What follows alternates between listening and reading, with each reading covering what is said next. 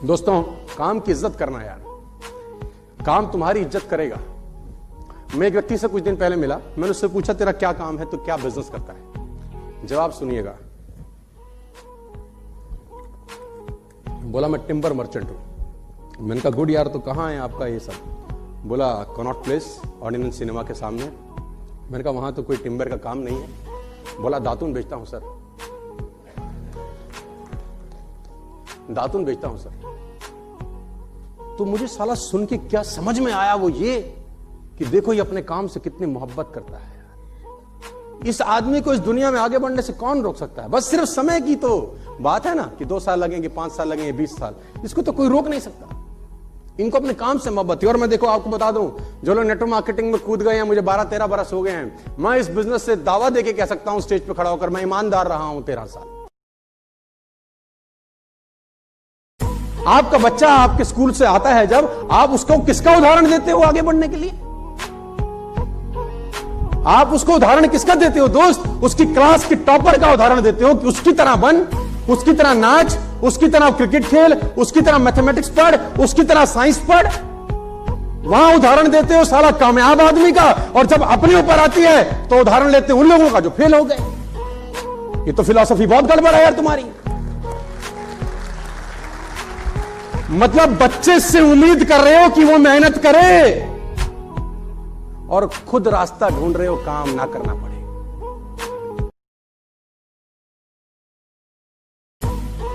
कि ऐसे ऐसे उदाहरण दे देंगे, फिर हमें जुड़ना नहीं पड़ेगा, फिर हमें लिस्ट नहीं बनानी पड़ेगी, फिर हमें लोगों के पास सेल्स के लिए पिच नहीं करना पड़ेगा, फिर आसान रास्ता है, कुछ नहीं करना पड़ेगा।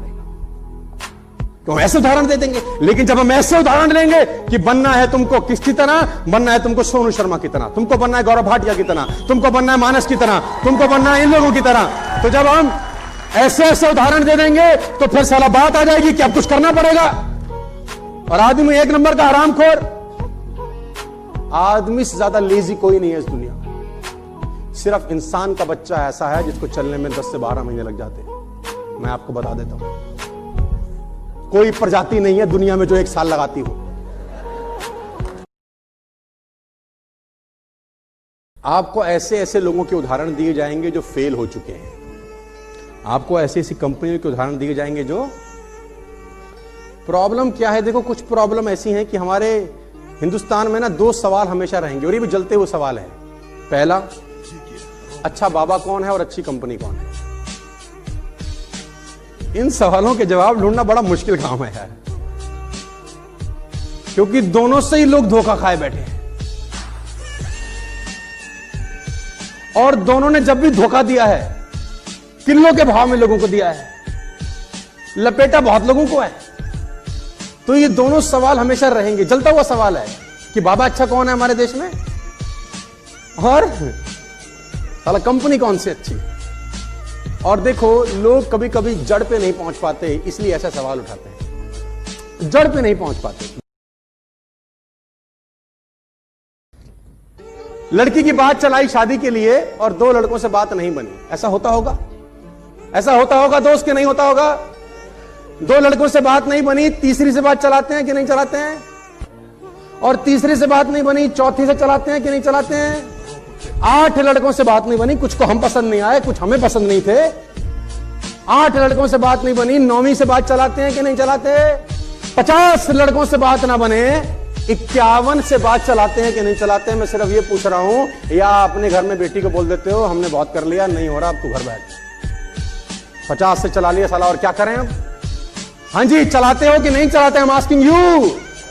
तो समझ लो, ए और बी, ये 2 लड़कियां पैदा की हैं आपने, इनके वर ढूंढने हैं। मिलेंगे कि नहीं मिलेंगे यार? जिंदगी में ना मुसीबतें चाय में जमी हुई मलाई की तरह होती हैं। ध्यान से सुनना।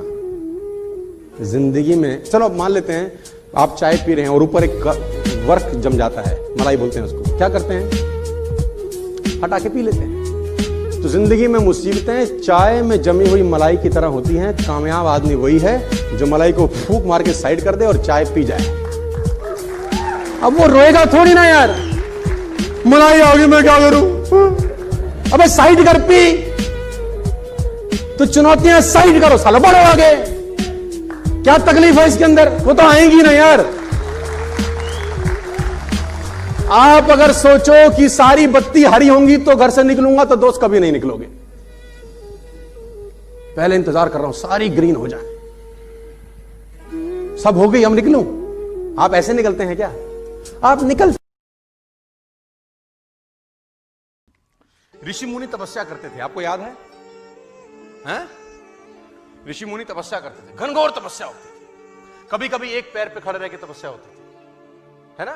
कभी कभी आसपास में आग जला के तपस्या होती थी, पानी में रह के तपस्या होती है, गर्मी के अंदर भयंकर आग जला रखी है, तपस्या होती है, सालों साल तपस्या होती है, 10 साल 20 साल, और अवधि निश्चित ही नहीं है।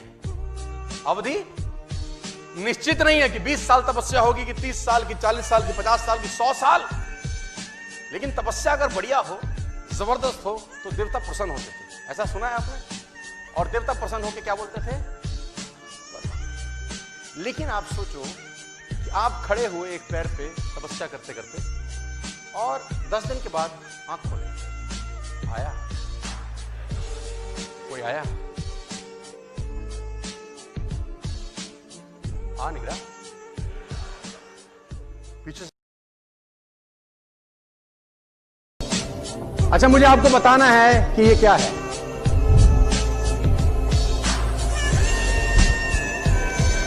मुझे बताएगा कोई क्या है? एक ने बोला बी, एक ने बोला 13, एक ने बोला IM, 3 जवाब मिले। हाँ, एक ने बोला मैकडॉनल्ड, 4 आंसर मिले मुझे, है ना? क्या क्या मिले? 13, M, मैकडॉनल्ड, और W को लिटा रखा है। ये क्या है? 1 सेकंड में आपको पता चलेगा।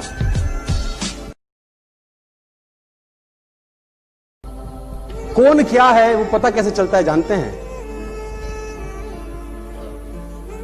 क्या है ये? संगत बताती है आप क्या हो।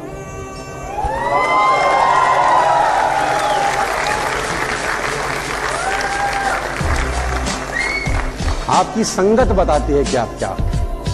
अगर मैं यहां पर 12 और 14 लिखता तो ये 13 हो जाता है। अगर मैं यहां 12 और 14 लिखता तो ये 13 हो जाता है। अभी आपने तुरंत बोला ये बी है। ए और सी के साथ से ये बी हो गया, 12 और 14 के साथ से ये 13 हो जाता है।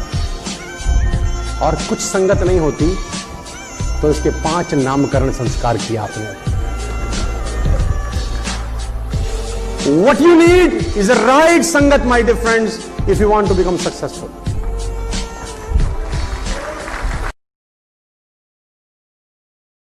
दुनिया में कामयाब होने के लिए वो है आपकी संगत।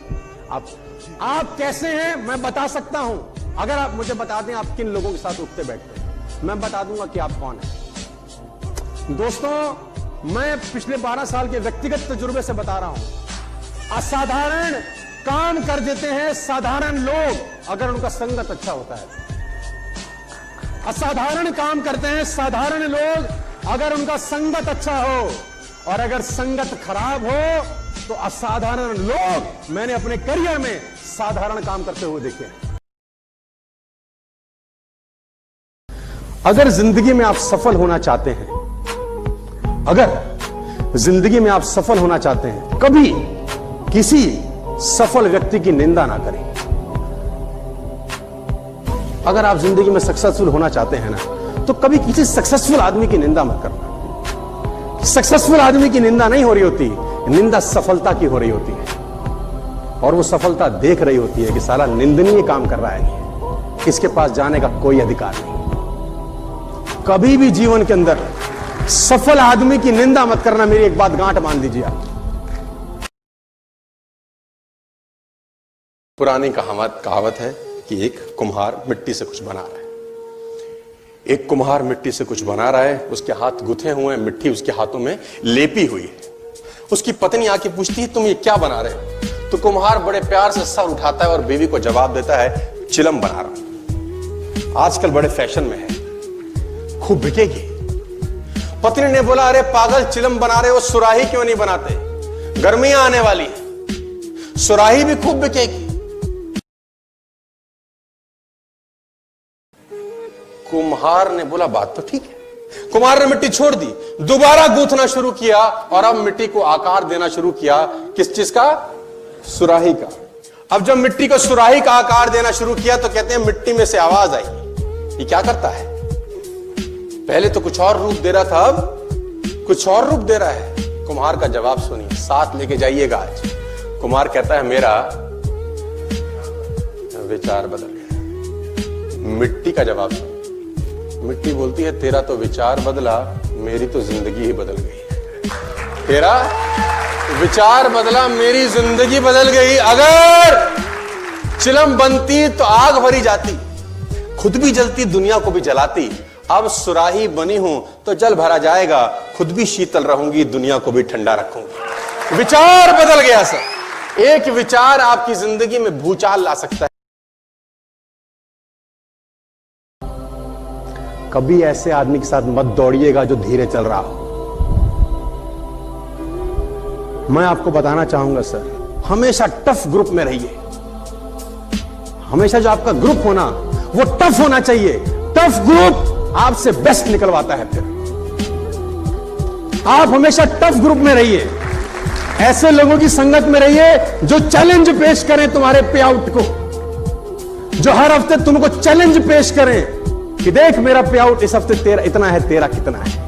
और देखो, आप हमेशा ऐसे लोगों में रहिए जिनका पे आउट आपसे ज्यादा आता हो। ऐसे लोगों की संगत मत करिएगा जिनका पे आउट तुम्हारे से कम आता हो। चैलेंज फील करेंगे आप उन लोगों के बीच में बैठ के जो आपसे ज्यादा पे आउट कमाते हैं। और मैं आपको अपने व्यक्तिगत अनुभव से बता रहा हूं, खरबूजे को देखकर खरबूजा रंग बदलता है। बोलता था, कांच में से रोशनी पैदा करूंगा। ले बावला है, थॉमस मामे का लड़का है आपके। कांच में से रोशनी पैदा करूंगा। और दोस्तों को बोलता होगा, दोस्त क्या बोलते होंगे? हाँ, हमें भी लगता है ऐसा बोलते होंगे क्या? हंसते होंगे, मजाक उड़ाते होंगे। 1093 पेटेंट्स हैं साहब थॉमस एडिसन के नाम। 1093 पेटेंट्स। 1093 पेटेंट करा के गया है वो जाने से पहले। और इसी दुनिया में पैदा हुआ जैसे आप और मैं पैदा होते हैं, कोई अलग प्राणी नहीं था सर। 1093 पेटेंट्स। जो आप बैटरी चार्ज करते हैं घर में, जो आप इन्वर्टर की बैटरी लगाते हैं, पेटेंटेड बाय थॉमस एडिसन। वो बैटरी थॉमस एडिसन ने बनाया। जो आपके घर में बिजली का मीटर लगा हुआ है, जो मेजर करता है कि कितना यूनिट चल गया, वो मीटर एडिसन का पेटेंट है। आप कल्पना भर करो यार कि कैसे वो बिजली को मेजर कर लेता होगा कि कितना यूनिट चला। ये बड़ा आसान लगता है, लेकिन इसके पीछे सालों की मेहनत होगी दोस्त। ये लगता बड़ा आसान है, लेकिन इसके पीछे अथक प्रयास छिपे होंगे कि जब बिजली निकले, इलेक्ट्रिसिटी निकले, उसको मेजर कैसे करना है। It's not a small thing my dear friend. 1093 patent करके गया, और कि 500 साल नहीं जिया होगा, उतना ही जिया होगा एवरेज लाइफ। और लोगों ने खूब विरोध किए होंगे, पागल गधा, लेकिन माना क्या सर? विरोधों से भरी पड़ी है।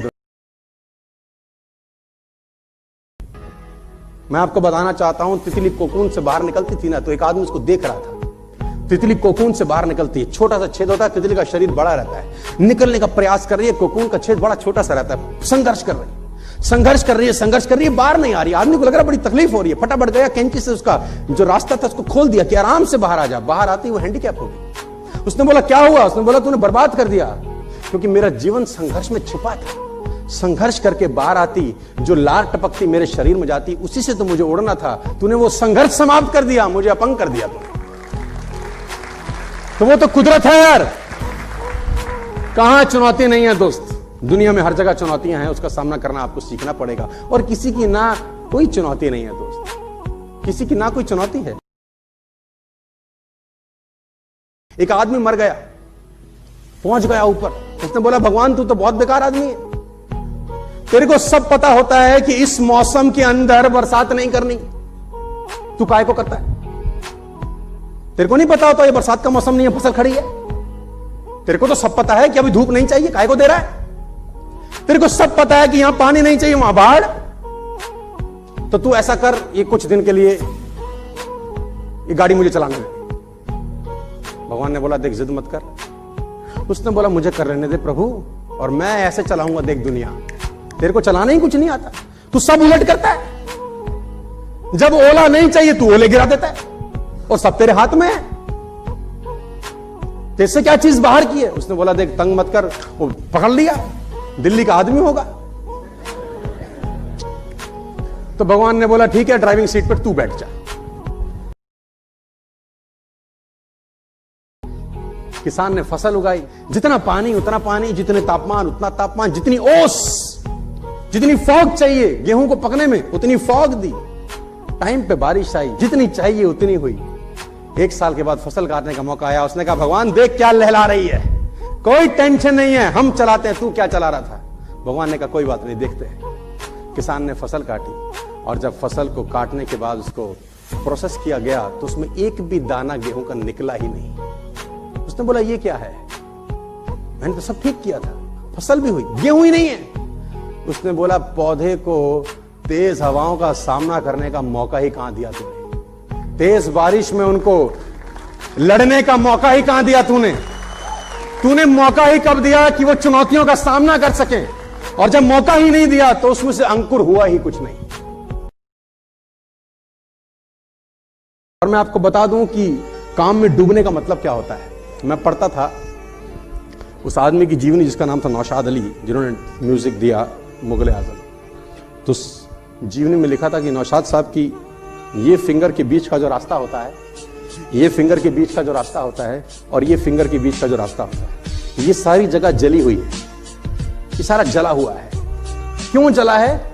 सिगार पी रहे हैं और बैठ के सोच रहे हैं, और सिगार जलते जलते जलते जलते जलते जलते उंगली को जला के बुझ गया, लेकिन ध्यान जहां पर लगा है सारा ध्यान नहीं हटा। सिगार ऊपर से नीचे तक जल गया, उंगली को भेद गया, जला डाला, लेकिन दिमाग जहां चल रहा है ना। सर मैं बोलता हूं जिन लोगों ने दुनिया में शोहरत पाई है ना, मैं आपको ईमानदारी से बता रहा हूं, ये लोग काम में डूबे हुए लोग हैं। इनको अपने काम के अलावा कोई होश नहीं है।